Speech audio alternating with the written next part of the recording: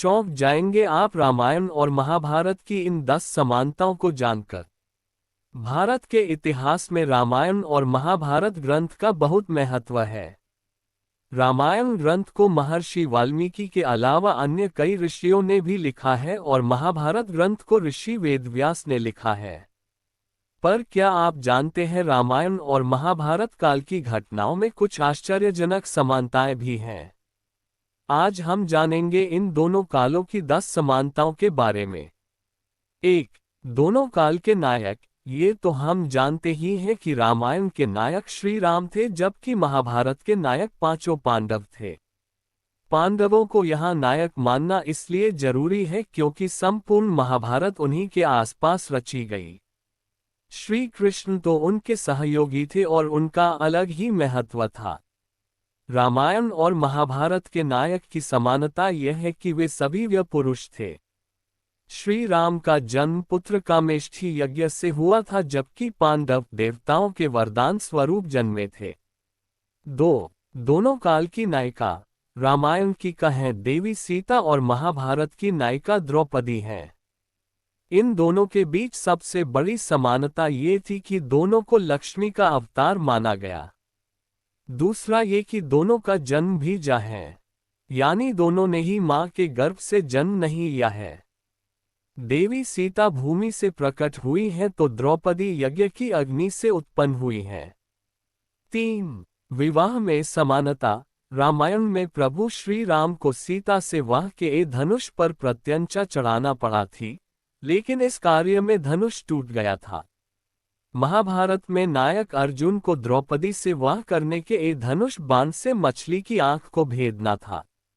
एक और जहां ये कार्य पांडवों ने राजमहल से बाहर लक्षागृह से बचने के बाद वन में भटकने के दौरान किया था, तो वहीं दूसरी ओर भगवान राम योग की सहायता के वन में थे।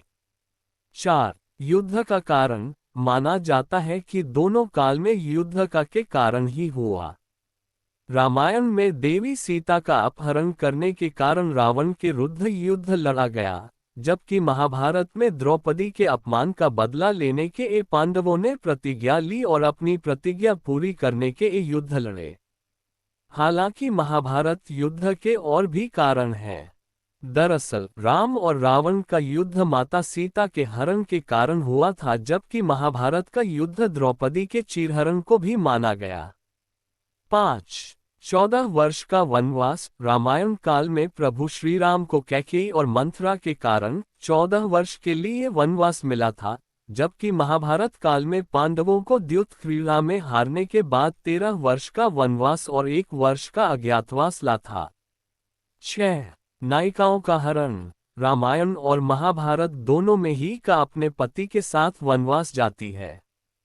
वनवास के दौरान सीता का हरण हो जाता है, जबकि दूसरी ओर द्रौपदी के साथ भी ऐसी ही घटना घटती है।